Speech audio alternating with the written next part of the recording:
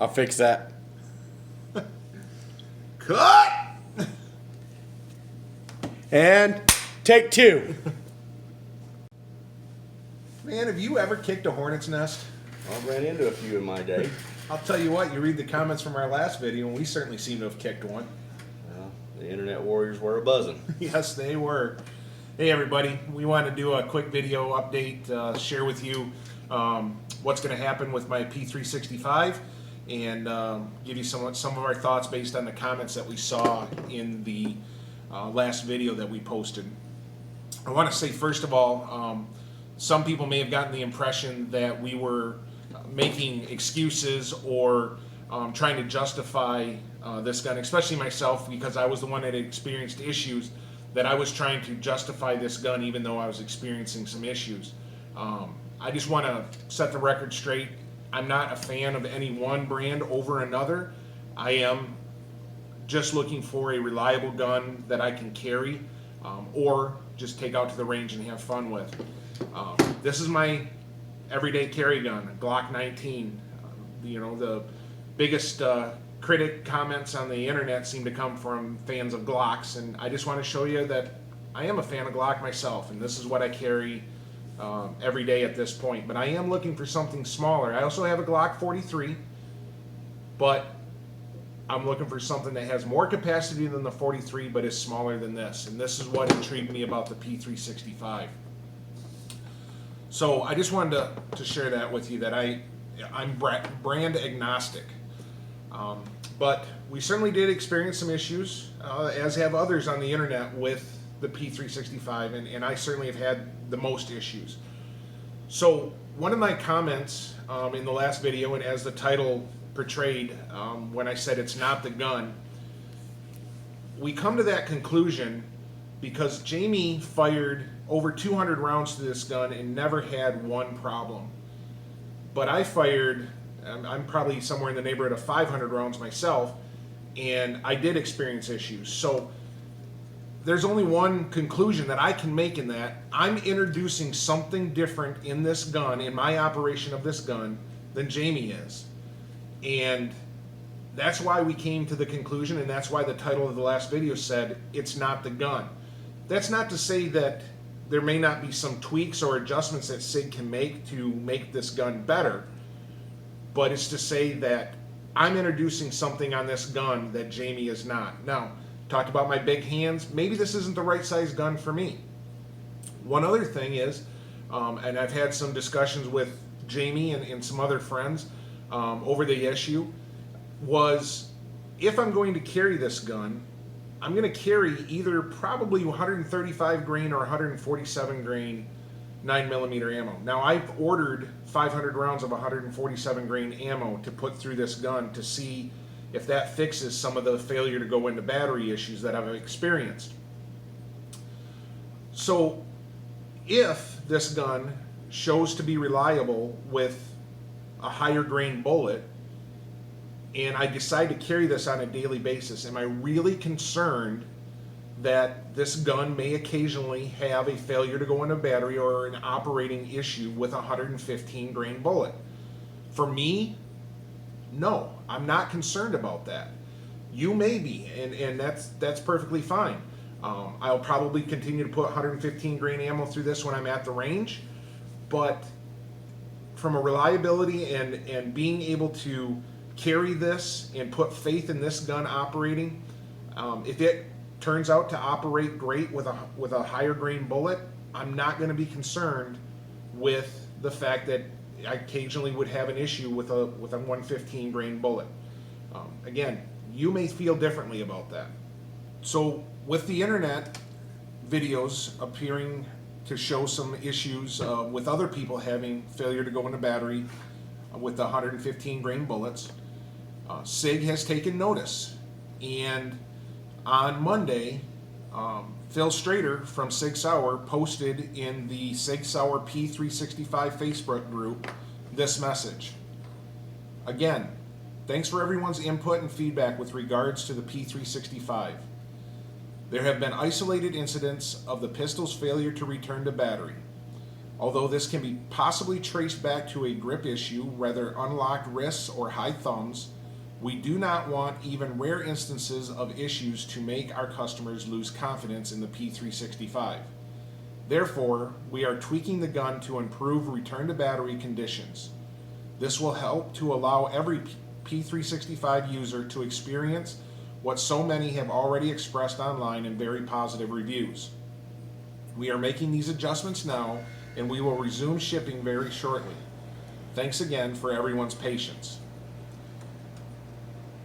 So if you look at the video reviews that exist, there have been some issues, but overwhelmingly there have been a lot of positive feedback on the P365. There have been a lot of rounds shot through a P365 without any issues. We did have one person who unfortunately had a broken firing pin.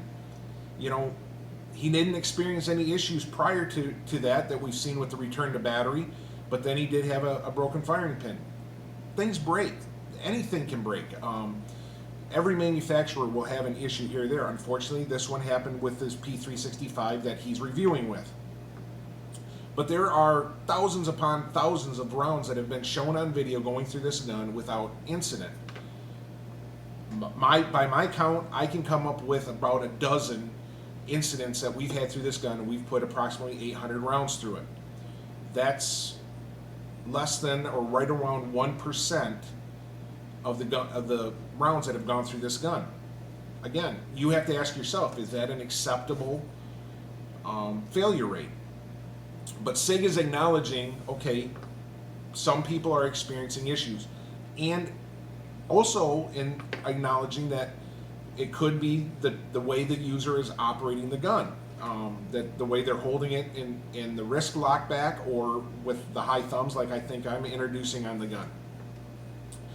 So what I'm going to do tomorrow is my P365 is going back to Sig Sauer, and they are going to make whatever changes they're doing on the production models going forward to this gun. I have an RMA, I've spoken to customer support, and when I get it back, we're going to go out and we are going to shoot a lot of rounds through this gun and report back what the gun is operating like.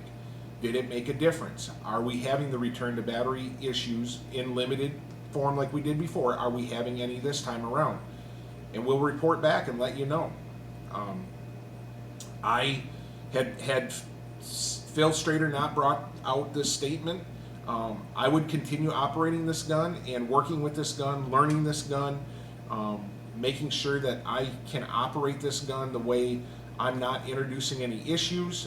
Again, with the slide lock, that's something that I have to work on with my thumb bumping that slide. But now that they have released this statement, and now that they are taking some steps to try to alleviate any of those potential issues, I'm going to let my gun be hopefully one of the first that we get back to see if those changes were effective. So that's where this gun is going tomorrow. It's going back to Sig Sauer. Anything that you'd like to add?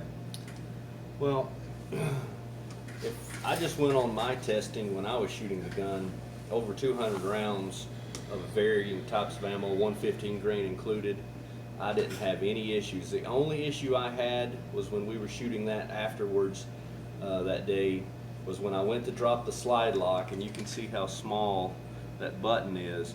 I'm pretty sure that I rode that pretty high when I went to drop that, and you can see where my thumb's resting on the slide, and when I went to drop it, I think I was mashing in on the slide, and it didn't allow it to go all the way into battery as it took around into the chamber. Now, that's after probably 500 rounds were through the gun. It was dirty, you know, so was that one of the issues that somebody else experienced? I don't know, but if I just went on my testing, I would say the gun's good to go for me. It was accurate, it shot great.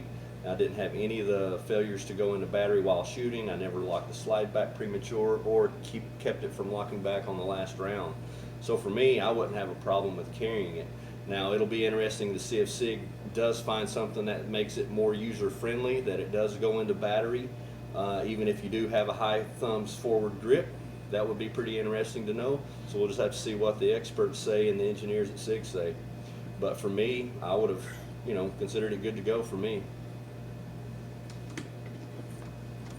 One of the other things to address a few comments from our last video, I demonstrated how my thumbs were riding on the slide, and I even showed an area here on the slide that you can tell something was wearing.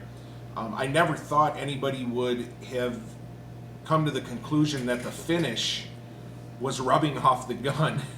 But there were a couple comments from people that I can't believe that that little bit of wear wore the finish off the gun. The finish on the gun is perfectly fine. What that video was showing and what that line was skin cells and oil from my thumb rubbing on that slide, causing that discoloration.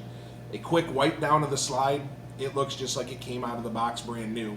So it's not any wear issues on the gun. That was just, again, skin fragments or oil from my hand causing that wear issue. So I'm going to reiterate what Jamie said. Overall, this has been a very reliable gun for me to shoot. I never would consider that Sig has a failure or an issue on their hand.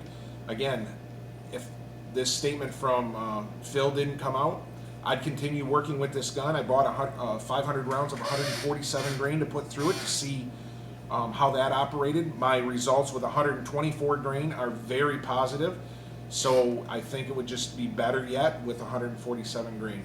But they've obviously decided to make some changes back at the factory.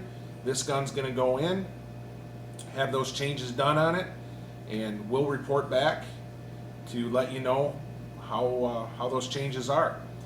In the meantime, we hope to keep making videos of different topics, and if you'd like to watch and see those videos as we release them, please give us a thumbs up on the video and subscribe to the channel, and we'll see you next time around.